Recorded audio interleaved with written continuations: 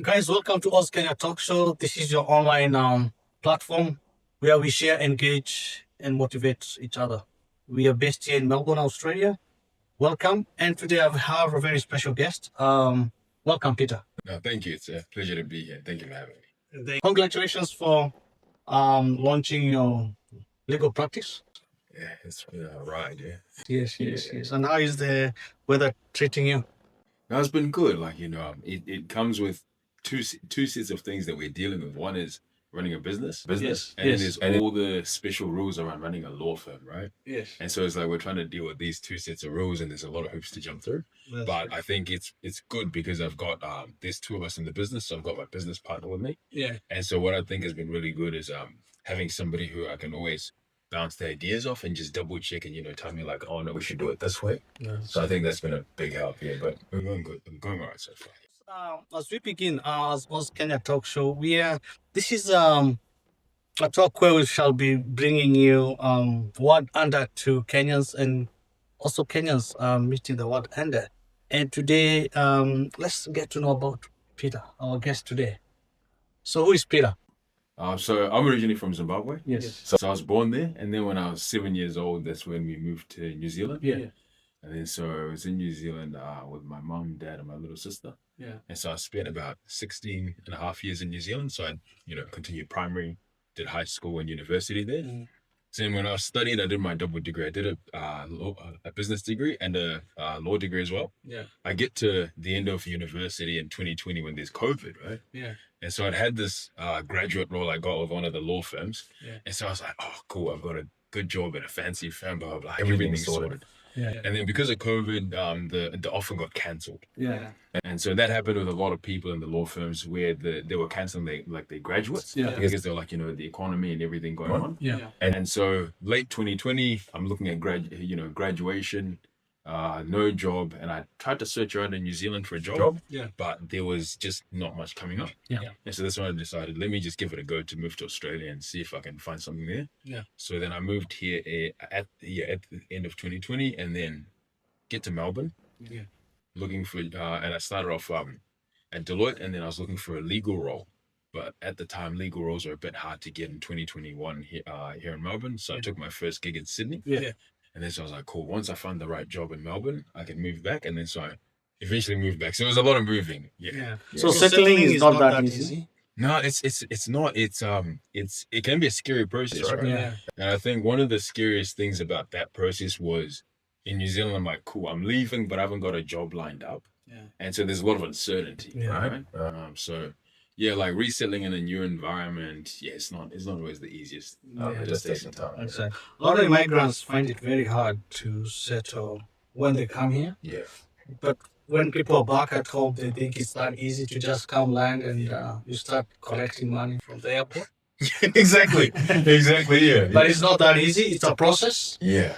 And so what made you have that interest in getting to the law firm? And getting into law, practicing. Yeah.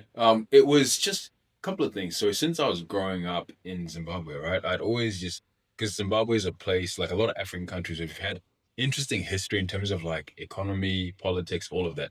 So I think being in that environment, it just sort of made me alive to this concept of politics and law and all of those things. Yeah. And then as I grew up, I started to just think about it more, and I was like, oh, it's interesting how this concept of the law and politics can be used, and how do you actually do that? Yeah. And because the economy was always a big thing in Africa, right? It just naturally made me gravitate towards business. Yes. And so when I was looking at which options to study, of course, I wasn't the best at maths and science, but I was like, I want to find something that can strike those two interests, like in business and this concept of law. So that's why I decided to go for those two courses. So I decided to do it as a double degree. Yeah. That's good. So in terms of someone who wants to be in a lawyer, who wants to be a lawyer or practice law here in Australia, what are some of the advices? Where is the beginning of? So where do they want to start? Because I believe there's someone who's out there in Kenya, Zimbabwe, or wherever they are, and they want to come and study in Australia, and they want to become lawyers. What opportunities are in that sector So I'd say, in general?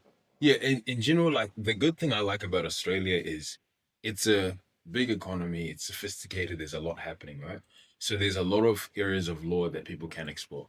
So if you've got interest in certain things, then you can pursue those, right? Like even when I compare it to New Zealand, Yeah. New Zealand is a much smaller economy. Yeah. So there's certain even areas of law that aren't really a big thing in New Zealand, Yeah. but they're here. And I'm like, okay, cool, so there's more opportunity.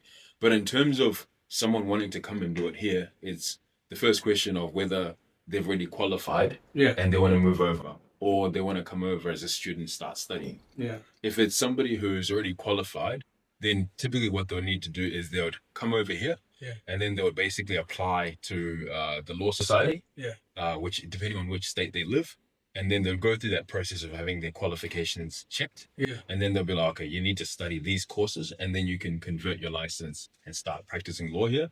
So it is a little bit of a process, but unless people have come from New Zealand, which is where I think it was a bit easier for me, because New Zealand and Australia have a relationship where we could just come over as lawyers, and then we'd just give our documents, and then they would just register us here. So we didn't have to do additional study. So like I've known friends who come, for example, from South Africa, who are lawyers in South Africa, and then they come over here, and then they were told, I think one of my friends, he said he had to do, I think 4 or 5 courses, somewhere there, before he could register locally. So I think it also just depends on like the specific country that you're coming from. But if you're someone who's coming as a student, then how it works is you come here, you would be choosing to study typically a bachelor's degree. So you can do a bachelor's degree that should typically, I think, take about 4 years. Once you do that, you do what's called your professional legal training. So it's sort of like a course to teach you more on the practical side of things. Once you finish that, then you're registered you can get admitted and registered to start practicing law. Right. And that's the option, like for people who do their bachelor's. But the system Australia has is they've got a JD system, which is like, let's say someone who studied a different undergraduate degree, and then they want to do law, they might not do the bachelor's. So they do what's called a JD, which is sort of like a postgraduate, similar to how they do it in America, where like you do a first degree and then you study the law degree as a second one, or you can do it as a first degree as well. So Australia's got both options. New Zealand, you do it as a first degree. So that's what I did. Oh, that's cool. So here there's both options that you can follow. That's cool. That's cool.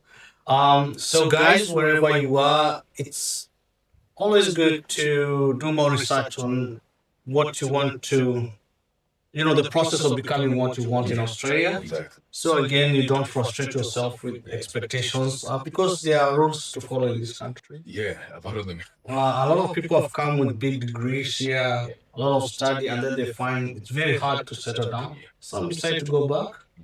But I think when someone does proper research and get to know ins and outs of everything before coming is very important. And so tell us a little bit about now the section you are in. So my section I'm a corporate lawyer, so that's sort of the general umbrella. So you get different areas of law, right? Like you could be in criminal law, corporate commercial law, you could be in like family law or immigration law, just whichever. So mine sits in corporate law, corporate commercial. So my areas is 3 main things. So one is finance law.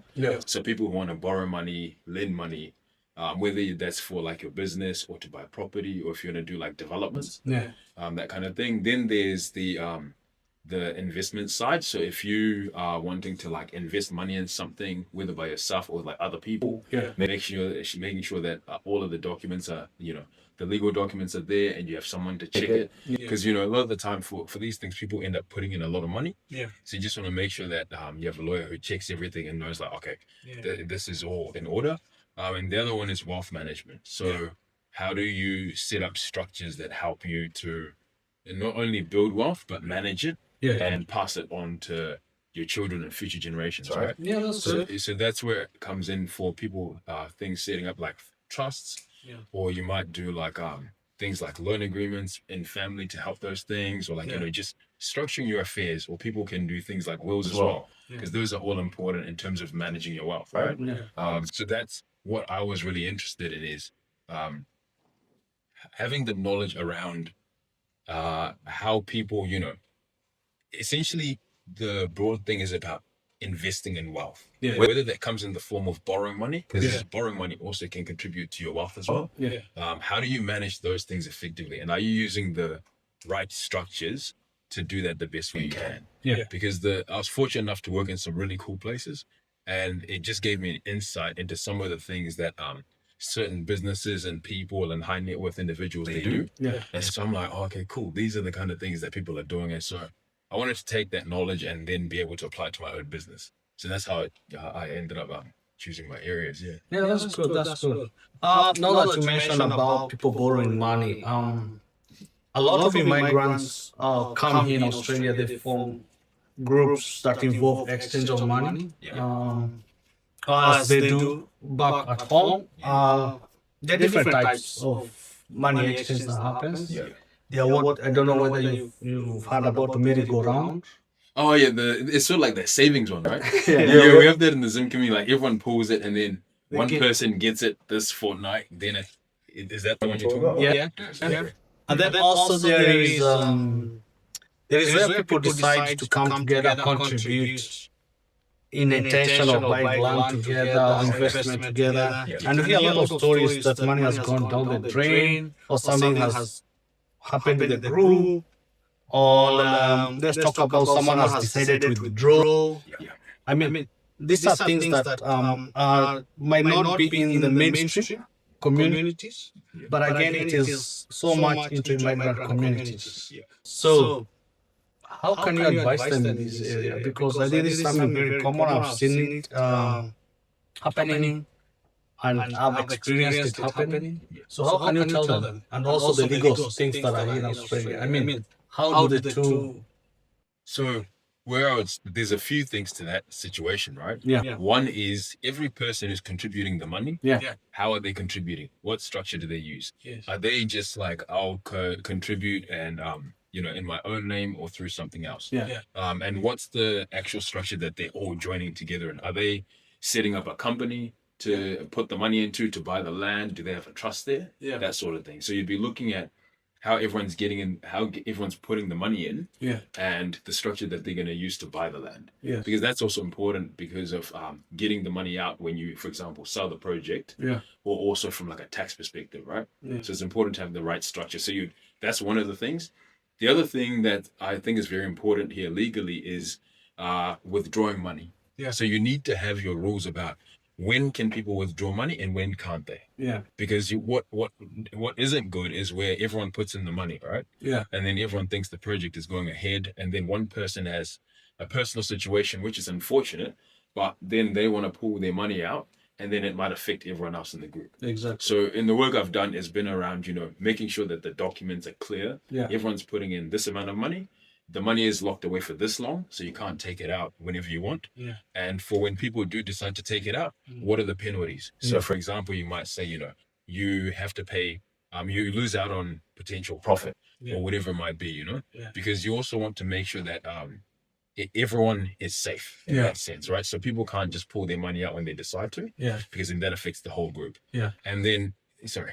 Yeah. Guys, before we go ahead, guys, if you want to get involved in money matters, either in a group or a big group or small group or an organization, it's always good to consult. And here we have Peter, who is ready to provide those services, of course, at a fee, not for free. And the new entity of Muzariri Penny Lawyers. Yeah. Yes. So we'll put his details in this podcast, so you can be able to reach out to Peter. And Peter, I believe that you'll be of great help to many community programs. Yeah, hopefully. Not just commercial. Yeah. Because there's a lot that is happening in the community, Kenyan community here. A lot of people investing together. Dramas happen here and there.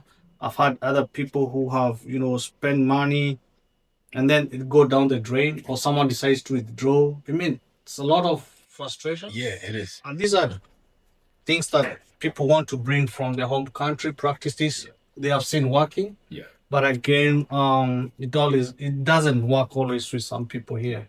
So So tell us more about now the area that you are in and how people need to engage the lawyers and why you think it's important for them to engage lawyers. Fundamentally, like I think, and this goes beyond just being lawyers, right? Like as professionals, Yeah. a lot of people are professionals at something, Yeah. and part of the benefit of that is you don't have to walk around knowing everything. Yeah. So when you have a situation that needs a certain professional, right? I think it's very important to think about talking to them, right? Yeah. Because it might be cheaper not to hire the lawyers or the financial advisor or the accountant. Yeah. It might be cheaper, but you might pay the price in other ways down the track, Yeah. right? Because, for example, when it comes to a lot of these legal things, two easy examples is structure. If you set up your things with the wrong structure, it can have very bad consequences. Yeah. Which is like, you might actually have to pay a lot more tax than you would pay otherwise. Yeah. Or you might actually not achieve what you thought you would achieve, right? Yeah. And so that's unfortunate because at least my view is it's better to set it up correctly from the beginning Yeah. than to have a mess to clean up later. Yeah. And that's the first thing. And also the second thing is we sign contracts as a part of everyday life, right? Yeah. But it's important to know what you're signing. Yeah. Especially, because it actually has an important impact. Like, especially where people are doing things like, getting into these group investments, or whether it's Yeah. for your business, like you're operating a business and you're signing a new lease or whatever it might be.